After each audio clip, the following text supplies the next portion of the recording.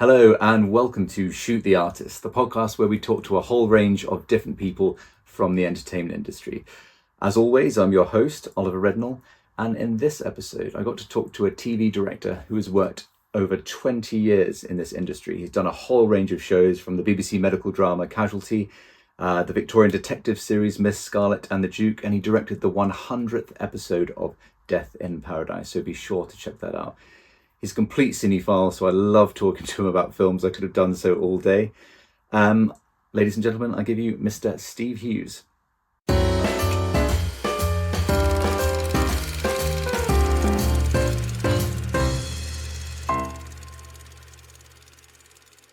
Hello, Steve. Hi Ollie, how's it going? You all right? I'm well. How are you? Thanks for joining me. No worries at all. So you've joined us from Pinewood today, is that right?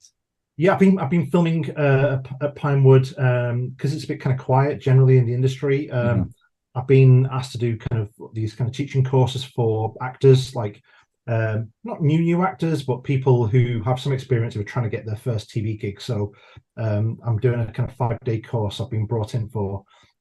We've had 3 days where we've been working with the actors, and then filming today and filming tomorrow with a sort of a small but professional crew at Pinewood. And just shooting some scenes for these actors just to kind of give them more legitimacy when they send some stuff out. But yeah, it's been fun. It's fast and furious. We did about 18 pages a day today, so that's kind of more than double what we do on most kind of TV dramas. But it's been good. EastEnders would shoot what, 11, something like that? Oh no, EastEnders is about 35 a day. It's super fast. I mean, when I started out doing Doctors, God rest its soul, was I would do like 28 pages a day. And it's such good training doing those kinds of shows, because even though we all dream of shooting things that are like Spielberg movies and David Fincher movies, it teaches you to sort of to work fast, use your best ideas first, be lean, always be moving forward. A perfect plan today is better than whatever that phrase is. It just means that you want to just be kind of always moving forward and doing that. So but yeah, it teaches you to be able to sort of shoot fast, and that's what today has been helpful for. Yeah, I did an acting course about 10 years ago. Was it the Actors Studio you're doing it with? That's it, yeah. That's right. Yeah, I did it with something there. My first ever screen course I did there. It was really good. And I used to do it at the weekend, so it was like the Pinewood was dead. And you could almost just walk around sort of some of the, like Peter Rogers Way from the Carry On director that was there. Today. And, yeah, it was really, really, really nice. But it's really sad because it's so sad at the moment, because being there today, like I said, my daughter came with me to work, but there's like all the stages are empty because most of the I was told most of the things that shoot at Pinewood are mostly Disney projects, and because of the strikes and everything in America, like nothing's getting made, and that the delays are going to not just have that window of, well, people have been shut down for 100 days. This is going to knock on for like 3 times as long. So there won't be any there'll be a big window in movies like next year, which is heartbreaking for film fans like us. Yeah, because I remember when I was last there, they were just extending Pinewood, and that was obviously been used and used and used, and now they shoot the huge projects there. When do they think they're going to get started again?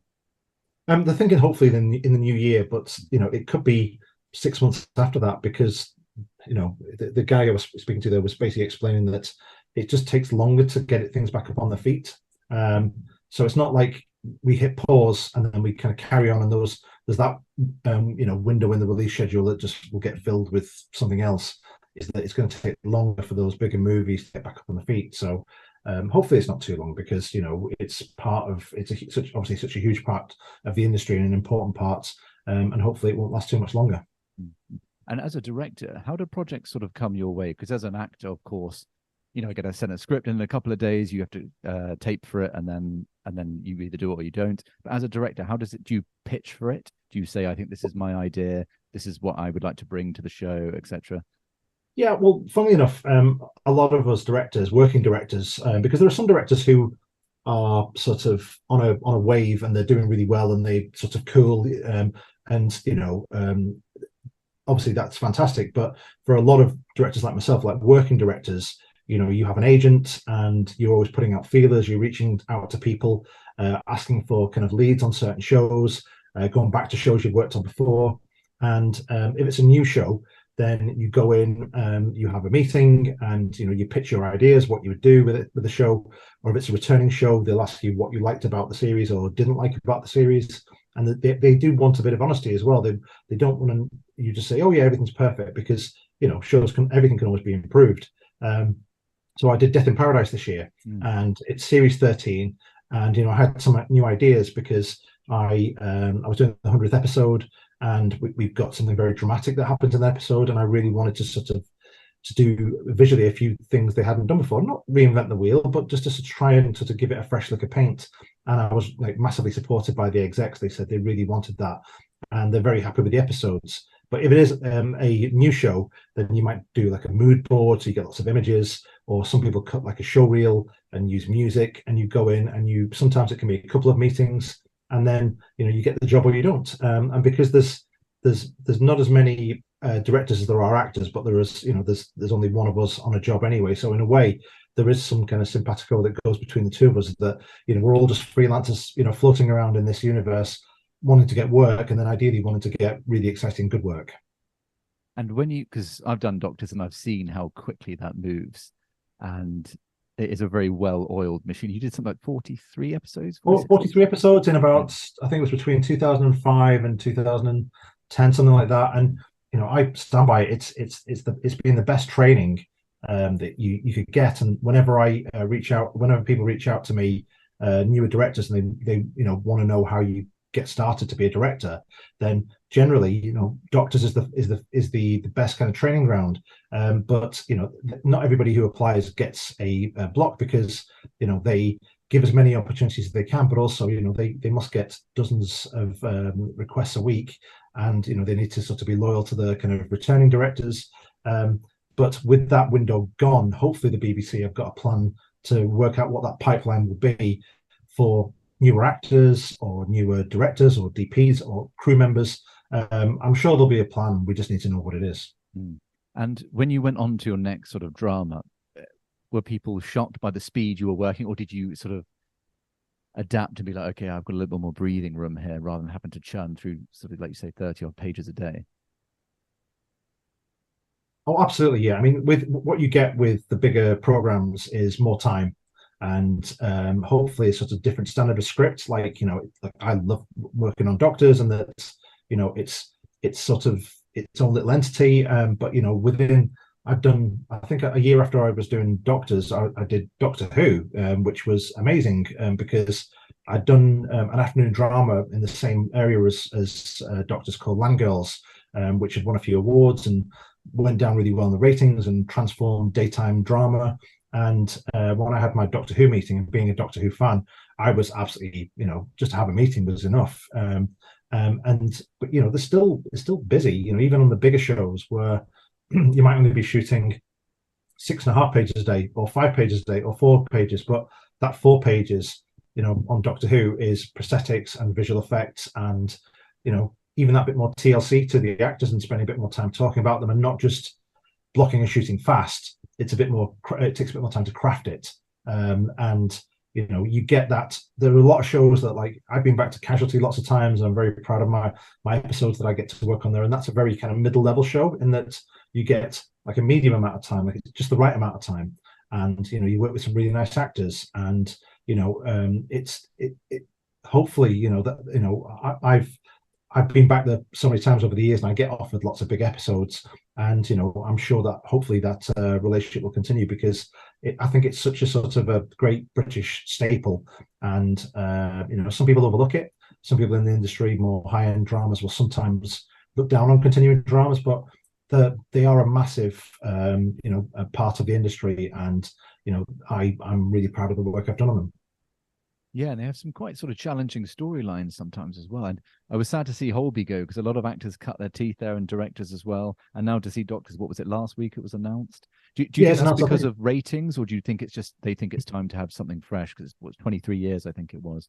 Yeah, I mean, I think they said I think there was a press release that said it wasn't necessarily to do with the ratings. It's just, the prices for programs are going up, and maybe they're going to invest that money in another program or something. I don't know. It's when you get a press release, sometimes it's I don't know what they're actually saying in it a lot of the time.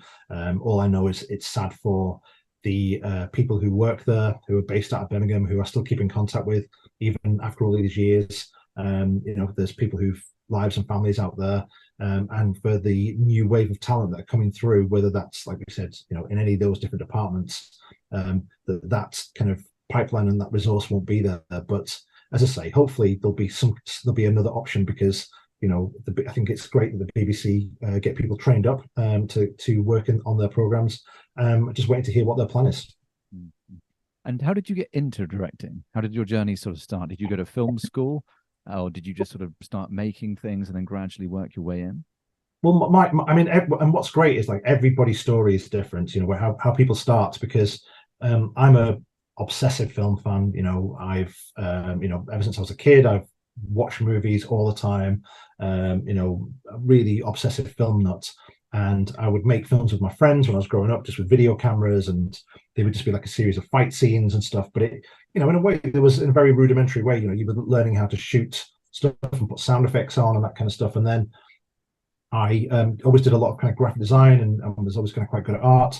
And being kind of a northerner, working class from Wigan, I thought that I would never get an opportunity, or that I shouldn't even look at started to try and explore, working in television or film industries, because that's what people from down south did. And so I pursued a bit more of a career in graphic design, and then eventually I thought, what, I'm gonna risk this. And I did a course up in Northumberland, which was a TV production course with a design side to the course. And one of the projects that I made for the second year of the course won a Royal Television Society Award, which was great because it was up against 22 other kind of international kind of colleges. And this was made, in 4 days with like no money, and it went down really well. And so I thought, well, maybe I do know what I'm doing, and that I should pursue this and not just be a fan, but be someone who actually tries to do this for a living. But, I thought, well, I'm not going to get a job doing this directing, Star Wars straight away. So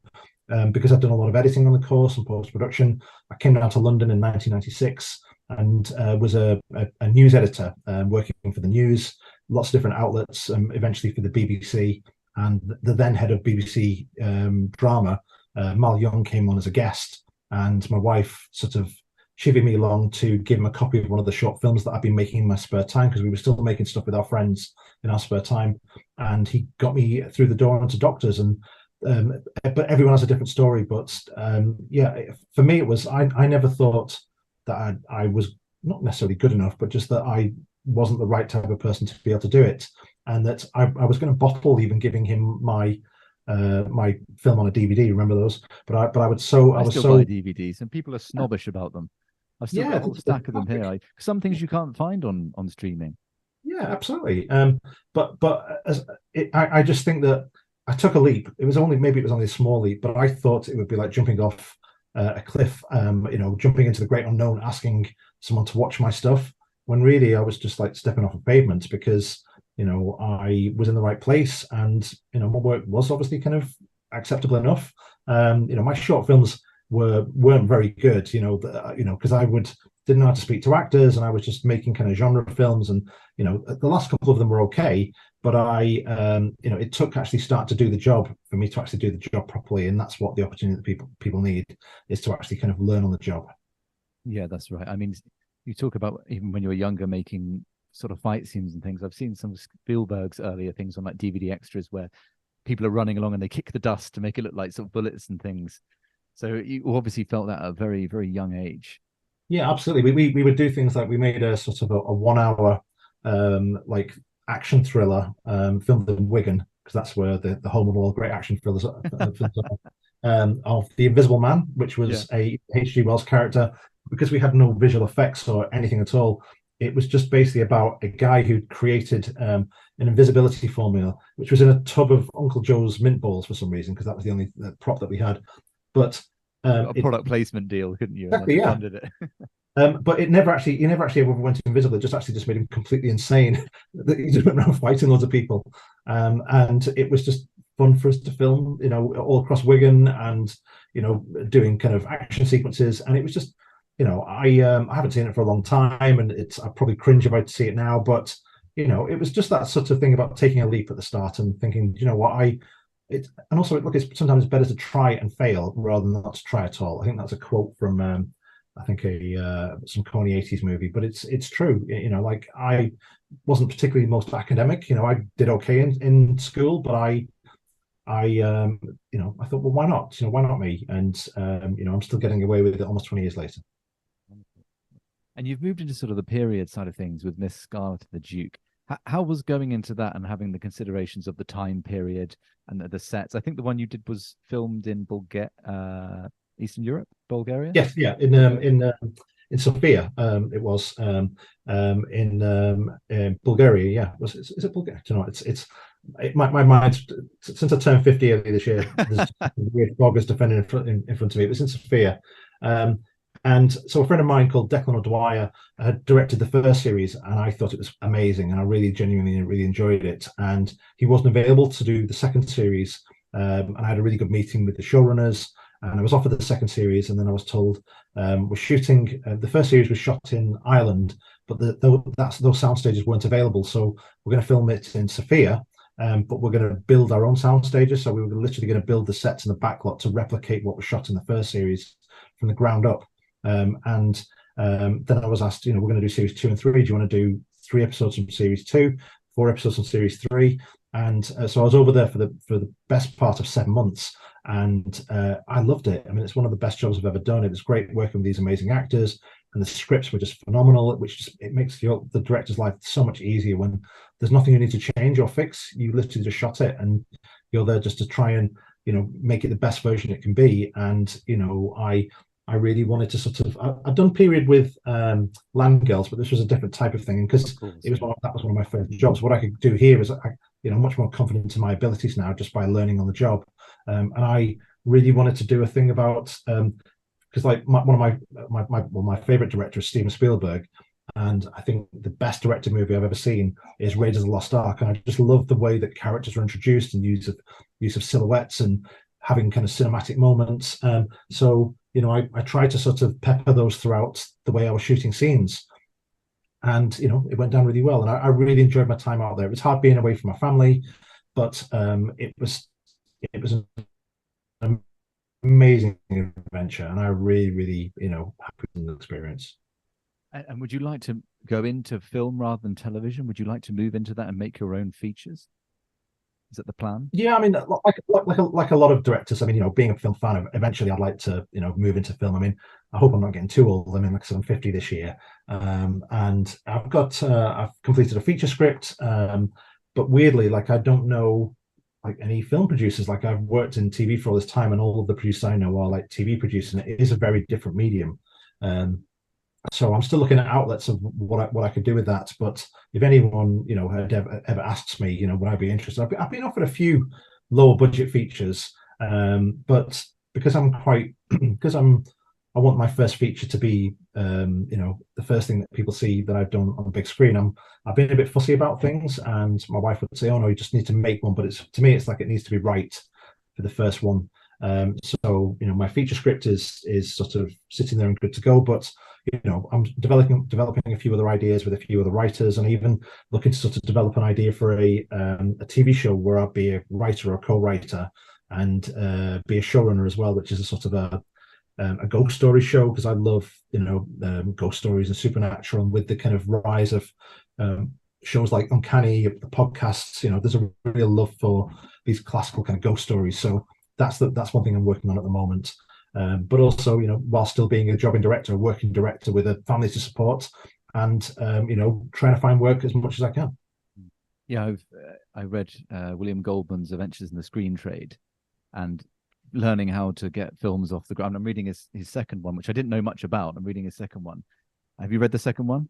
Really, really, really good. Yes, really yeah. Good. And it's just like some of the things he does. It takes like 13 years to get off the ground. He won't hear about it for 3 years, and then it will come back, and like this was written 12, 15 years ago. So it is a huge, people don't realize how hard it really is, for writers, for everyone involved. So the actors get the sort of sympathy, if you like, but being a writer, it's even more, and director, even more grueling at times.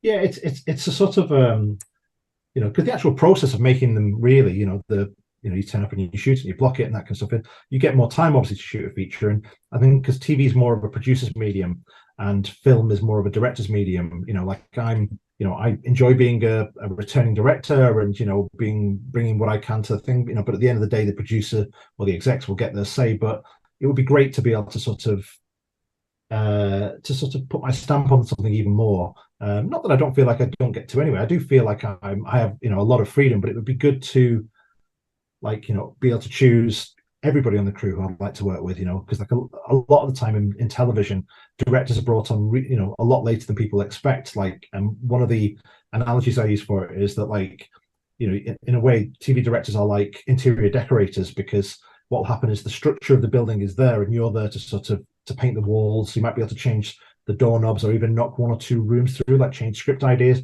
but you're never going to be able to sort of get in from the planning stage. Like, it's already built in a way, the script's written, and you're there to sort of to try and spot, we've got 3 doors here and we only need one, or we need an extra garage space or something. But you don't get to change it as radically as what you may want to. But then that's you understand what your role is in the production, and other times you are brought on a little bit earlier.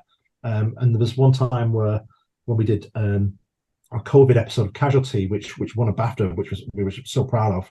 I was brought in much earlier in that process because it was shot in the middle of the pandemic, and we were all sat at home and we were talking, and I was asked, do you want to be involved in the scripting stage, in that working out what the beats of the scenes were. And I was so happy to be involved there, and it was turned out very successfully. So I think sometimes it would be good to be involved a little bit earlier, but there's financial implications to that as well. So I understand. And obviously other people are on other projects and things like that, so they might have to wait for them to come on. How long does it take to film an episode of something like Miss Scarlett and the Duke? Because obviously, how many in a series? Is it 6 or 10? So I think the 6 in a series. I think I had about 10 weeks prep. Normally what happens is on a lot of jobs is that you have your prep time is the same as your shoot time. So like if you've got a 6-week shoot, you have 6 weeks prep. I think we had a bit more time on Miss Scarlett because we were literally building the studio. I mean, we were shooting scenes on the inside of the studio, and they were literally building the back lots and at night, so we couldn't hear them hammering. But I think we would have about it would be a 52-minute episode, and for that we would have about, I think it was about 8.5 days, 9 days. Whereas like on Casualty, we have 10 days. So we had less time to do something like Miss Scarlett and the Duke, a foreign country period, with all of this kind of the clothes and all that kind of stuff. But it was a good amount of time. There was the only time I remember being kind of really, really kind of buttoned down with time is I did a Disney kids show called Evermore, which was through Lime Pictures, and we would have 3 days to shoot 30 minutes, which isn't far off what you would do with Doctors. And even if I've only got 3 days, I'll still try and make it like a Spielberg movie. But it just means that you're having to move even faster, which can be really, really tough because like I like to have a really positive, fun atmosphere on set, but you have to sort of push the crew a little bit harder to get things done because they would like more time to shoot it, and I would like more time to shoot it. And at the end of the day, it's my responsibility to get it shot. But I was happy with the results. But yeah, 3 days is very, very quick when you've got child actors, which means you have different restrictions in the hours that you can shoot, and you have visual effects elements and prosthetic elements. But it was, most shows have just about enough time, but some, are really kind of tough to do. Yeah, I worked with a child actor recently, and the mother who was acting as the chaperone as well, was timing every single minute that they walked on the set, and they brought them up just to maybe change a light for 2 minutes. They'd bring them off and then bring them back on again. It's like when Home Alone, when they filmed that, it was a nightmare apparently, because obviously it was winter, so they could only film in the dark. So they'd film in something like 3-hour blocks in the evening or something that I read. So that's another consideration people don't sort of think about. When you say you had the new idea for Death in Paradise, or the new sort of spin on things, was that something before you had the job and that you would like to have done when you were watching it, or was it when you were offered the job? I think when I was offered the job, I read it, the first episode, and I thought this needs something a little bit more dangerous, a bit more handheld movement, add as much energy into it as I could. Not that the show has never had that, but I obviously I can't go into what the spoilers are, but sure. we've got a very big opening episode, and I wanted to up the stakes, wanted to feel like the characters weren't on a safe ground as what they normally would be. And like I said, it's nothing kind of massively radical, but they hadn't done a lot of handheld in the show before, and I introduced a lot of that and some sort of slightly more stylized editing techniques. And then the second episode, which is also I'm super proud of. I mean, and I'm being told it's one of the best episodes of the show they've ever had. Was just a really classical, well-told story. The script was really, really good from the start. We had really great guest stars, and it's just turned out really, really well. And I think it'll be a fan favorite. But yeah, I would never go in and sort of just change that without asking people. Like I spoke to our producer and the execs. I said, this is what I'd like to do. And the reason why is because of this. It's not just because it's a flippant kind of random idea. It was that there was thought behind it, so that it would help tell the story better, and was given the blessing, and the feedback I've had has been fantastic. So everyone's very happy. And when does that episode air? First week of January. So there's a Christmas episode, I think, which goes out on Boxing Day. And then I think it's like the 3rd or something like that of January. And it was really good. I mean, it's a tough shoot because it's sort of like an environment that, in a way, is trying to throw you out. It's like it's so noisy there with there's frogs and cockerels going out throughout the day, and he's trying to record sound clean, and it's so hot. And because it's an island, if you don't bring something to the island, you can't just nip out and get it. But it was a really fun experience. And the cast are great.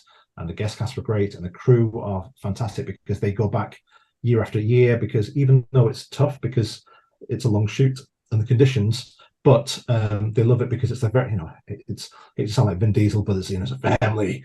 The people come back every year because of that, because they absolutely love seeing each other. And it's 13 years they've been doing it, and it's got a spin-off series now, and it's going to come back and back and back because people, like 11 million people watch it, and it's one of the biggest selling shows from the BBC. So long may it continue. Do you think it is because of that formulaic detective thing that's been going on 100 years plus now? Do you think it is that formula that brings people in? Because they've done it in so many different, obviously they reinvented it in different ways, but the Sherlock Holmes, the Poirot's, Kenneth Branagh's doing his own thing with that. What do you think about that genre, or that way of storytelling brings people in? I think it's a game. I think you're watching it and you're trying to figure out who did it, and back from Agatha Christie to Death in Paradise and all of the shows in between. People love to be able to watch it and say, oh, she did it, or he did it, or look, they did this. I think what makes Death in Paradise special is it's very obvious, but like the island is like a character in the show, and they still deliberately put out in January, so you watch it when you're thinking, oh, I'm going back to work, I've got a tax bill to pay, stressed out, I've got no money left after Christmas, and it's cold winter nights, and then suddenly you've got this kind of amazing kind of heaven, or paradise on screen, where you have these kind of really fun murder mysteries. That's why I think it's so popular. But generally, as a genre, it's going to be here forever because they can just reinvent it so many different ways. And I mean, I really enjoyed Knives Out and The Glass Onion. I thought were really good fun. My wife's been watching Poker Face from Rian Johnson and said that's fantastic as well. And they're just so easy to watch. So yeah, I love them as well. Yeah, I think I heard Anthony Horowitz say something like, because it's life is so uncertain, when you get a murder and then it's solved at the end, it's so satisfying to watch because it's done. This is who it is. These are the facts, and that's all wrapped up and put together at the end. Yeah, that's a really good point actually, because there's this kind of chaos to the order, and it fits within a certain thing, and that. But yeah, that makes a lot of sense. You said earlier about Steven Spielberg's best film is Raiders of the Lost Ark. Can you talk a bit more about that and why you think so?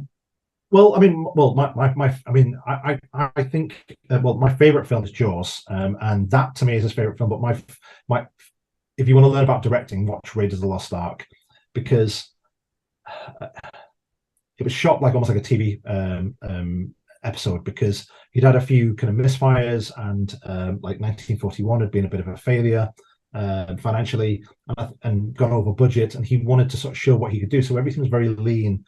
It was shot, almost for the edit, and he shot it spectacularly well, because those images are still engraved in our memories 40 plus years later, and the iconic characterizations and the perfect John Williams score and the set pieces, and it moves like a freight train.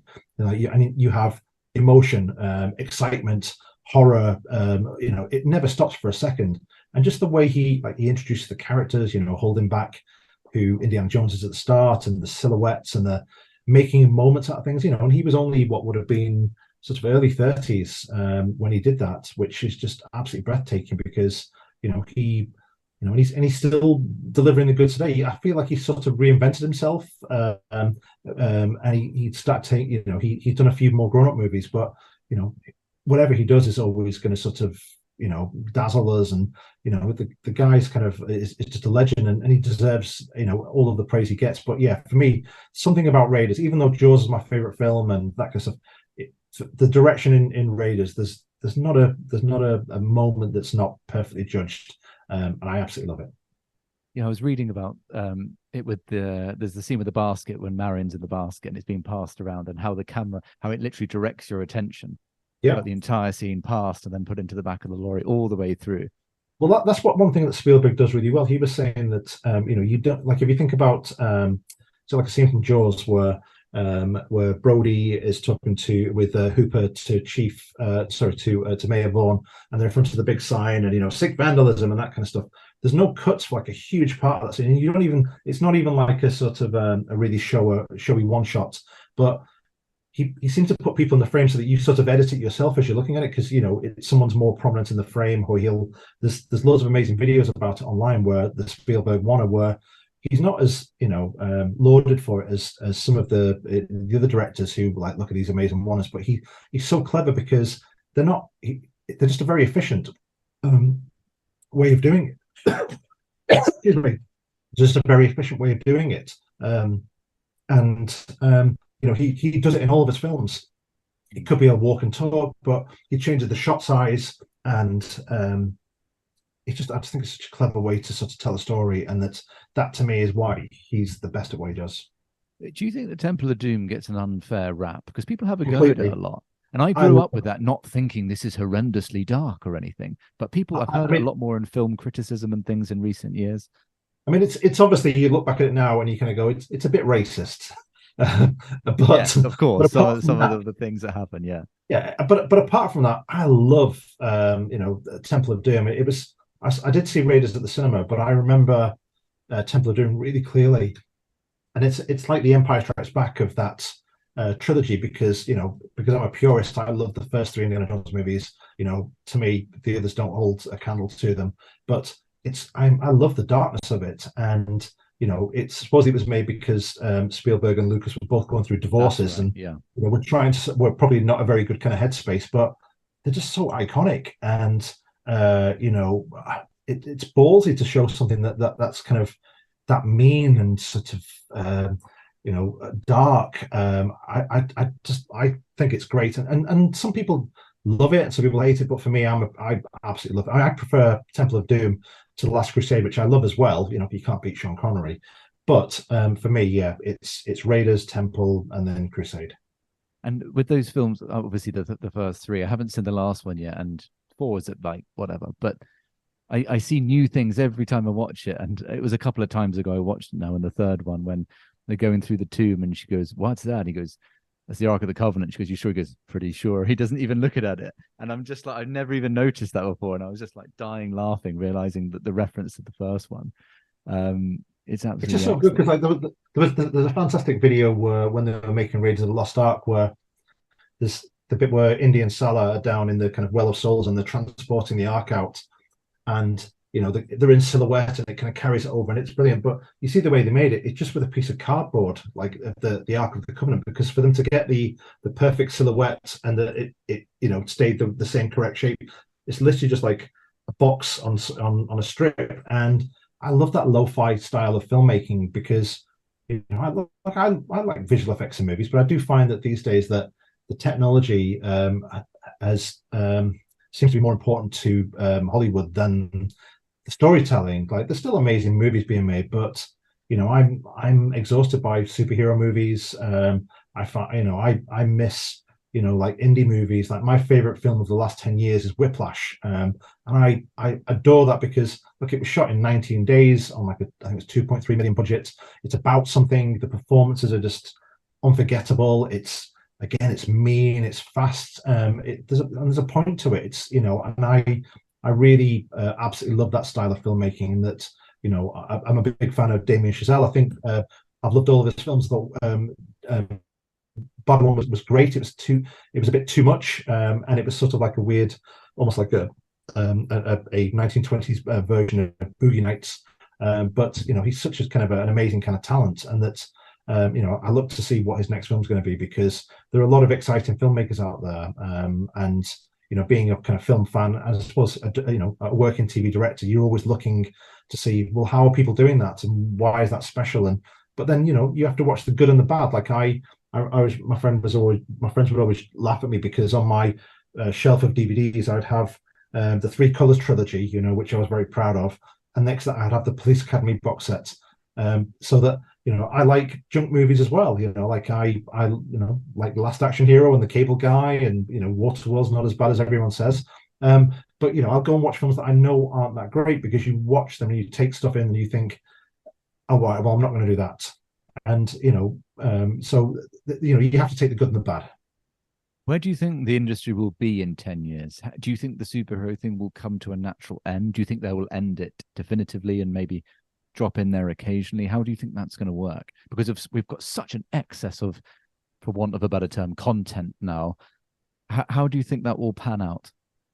I mean, I was speaking to some directors recently, and I mean, I can't see it myself, but there is a huge concern about AI, and how that's going to sort of, A, write movies, and B, make movies. There's talk about things being in 2 years from now, we're all going to be out of work. I honestly can't see that. I mean, I just don't think that people's tastes would change, as no matter how good the technology would be.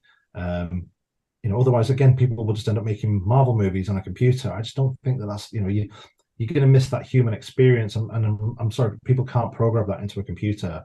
I still think that, well, I'm hoping that, I would like a superhero movie every now and again, but I hope that things would go back to the way they were before. That's what all the cinemas were full of, either kind of massive kind of franchise superhero movies, and no budget films. I grew up 80s and 90s, and I love indie movies. And I do think that hopefully there'll be a return to those, because also they can't keep making these $300 million movies with even Mission Impossible and the last one, and Indiana Jones, and these films which are $300 million. I know they make a lot of money when they hit the target, but a lot of them aren't.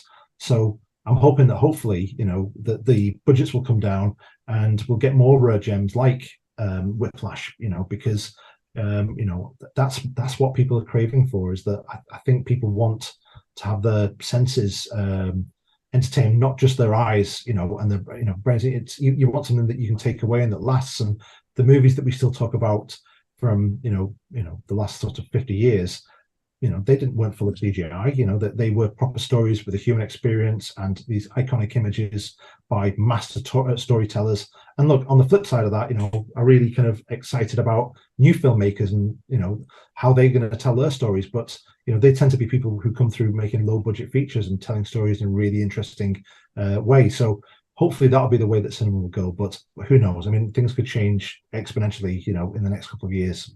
We'll have to wait and see. Yeah, because there's obviously the way it's gone, where sort of indie, very low budget are made, and then huge budget, rather than the middle ground. The middle ground doesn't quite exist anymore. Yeah. I mean, those kinds of things seem to be made for like Netflix now. Like apart from those huge, Red Notice and those The Grey Man, which were still kind of huge budget things.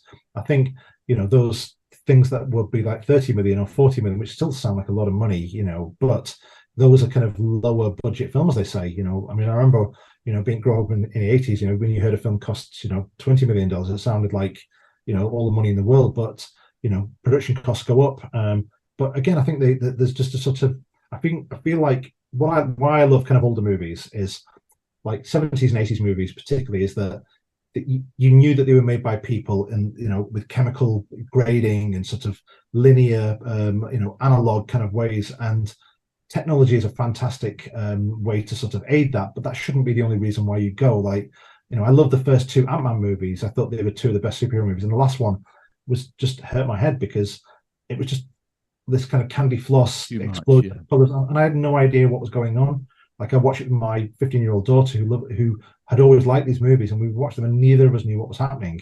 And I think when we were younger, you would get a superhero movie every sort of 3 or 4 years, and they were special, and it was like a treat. But if you eat, McDonald's it's nice to have McDonald's every now and again. But if you have McDonald's all the time, you do need to have kind of your veg as well, and your sort of proteins and stuff. So I think it just needs to be a bit more balanced throughout. But what was great about 70s movies, you could see the almost like the thumbprints of the people who made them, and that there might be some things that haven't aged very well, but I love the fact that they feel like they were made by people rather than by computers. And computers, are great to sort of be a layer on top, and to almost to be invisible, but they shouldn't really be the main driving force for why people want to see a film. It's because it's you've got a talking dog or something, or it's like that's not enough for me. Like, I want to have a story that's I'm engaged in. Right. And finally, is there a film you are ashamed you haven't seen, like a classic maybe that you it's just avoided your viewing? Well, I've never seen, and I know I would absolutely love it. Is The Elephant Man? The David Lynch movie. Like, I'm actually not a huge David Lynch fan. I don't dislike him. He's not really my cup of tea, and I know that's one of his more mainstream movies, I suppose. That's right. It's less sort of dreamy, like Lost Highway or something like that's very, very strange. Completely. It's more kind of conventional, I suppose. And I love all the actors in it, and I've seen clips, and I know what happens in it all the way through it. And I've actually bought it. I've got it on my computer, and it's just sort of sat there. And I will watch it. I mean, I've also never seen Texas Chainsaw Massacre because I'm actually just too scared to watch it. There's a handful of those 70s and 80s movies. Like, I never want to watch The Exorcist again because it just, even now, it still scares me. I've seen it once. John Carpenter's original Halloween still scares the hell out of me. Even The Fog, which is much tamer, but it's still something in it. It's like people have got curly hair, which just scares me. I don't know why. Like, and the Amityville Horror, those kind of 70s and 80s films are scary. But I watched the new Exorcist the other week. Literally didn't scare me at all. I could have watched that on Halloween night in a graveyard, and it wouldn't have bothered me at all. And I felt that. But yeah, with Texas Chainsaw Massacre, I'm sure it wouldn't bother me that much, but I've just built it up so much in my head. But I bought a copy. I will eventually watch it. But yeah, I think The Elephant Man. I might even make a plan to make that this weekend, so at least I've crossed that off my bucket list. Well, with the Texas Chainsaw Massacre, it's very almost like you're there because it's so low budget. It's by default developed that way. And there's no blood. There's no blood. I mean, that's what the scary thing is to say, is that like, I don't find things like Saw or anything like that. I just find them kind of horrible. And if people want to get their rocks off watching that, that's fine. But I know that, like, the original Halloween, there's no blood. And Texas Chainsaw, there's no blood. It's these ideas and iconic storytelling techniques, and just the ideas of stuff that will come knocking on you, come tapping on your shoulder when you're trying to get to sleep at night, that scare you much more. That, to me, is what kind of horror is about. It's not just I think Mark Kermode calls it the kind of cattle prod thing, where it's kind of quiet jump, quiet jump. Like that's fine to watch in the moment, but the stuff that's really scary is the stuff that's an idea that stays in your head. And you wake up at 3 o'clock in the morning and you think, I wished I'd watched The Exorcism of Emily Rose last week, because now that's in my head and it's an idea and it's scary and it's tangible. But yeah, I mean, I'd love to make a horror movie and something that's really scary. And I think my favorite horror director is John Carpenter. I think, again, he just the way he shoots movies, and he hasn't made a lot for a long time, but that period of the late 70s to even up to like In the Mouth of Madness are just some of the best horror movies, and just they're fun horror movies. And I'm trying to get my 15-year-old to watch them and give her the same nightmares that I had. Yeah, and it's Halloween. I went and re-watched it at the cinema a couple of weeks ago, and it's quite. And I've never thought about not having blood, but there isn't, is there? I've just thought, is there a moment where there's any? And there's not. It's just the kind of brutality of the slashes in the dark, shadow things. But it's quite a simple film, But it It's does slow something as too. well. You like, I'd quite like to watch that again, and it kind of brings you back and back, and you watch it, and it's still just as good, or you see new things in it each time. It's one of those, and I think that's why it's sort of invigorated so many, like the Scream franchise and things like that. It's kind of given birth to these other films, and I don't know if we get those anymore as much. Well, I think they make them kind of either too aggressive or like Halloween was simple. So kind of William Shatner mask going around killing babysitters, and it's slow. But again, I'm an absolutely huge film music fan. Like I tens of thousands of scores, and I listen. That's what I listen to for the most part. And one of the most iconic scores ever, obviously, is Halloween, and I still don't like listening to it. I mean, I'm better at it now. I can listen to it, and I don't wake up in the middle of the night in a cold sweat. But just again, it's that perfect kind of combination of the alchemy of Carpenter scoring it, which I think he did the scoring like 2 days. He literally just did it himself on like a really cheap keyboard. But there's something like I don't read or write music, but I listen to a lot of music. But there's something about the timing of it. Sort of, it's out of time, and it makes you feel uncomfortable listening to it. It's like there's a weird rhythm to it. Yeah, I kind of you can't, again, it's the simplicity of it, and there's moments in that you just will never forget, and that's why it's inspired generations of filmmakers for the last 40 years. And I would love Carpenter to come back and make one more great horror movie, but who knows whether that will happen. Yeah, excellent. Well, thank you again.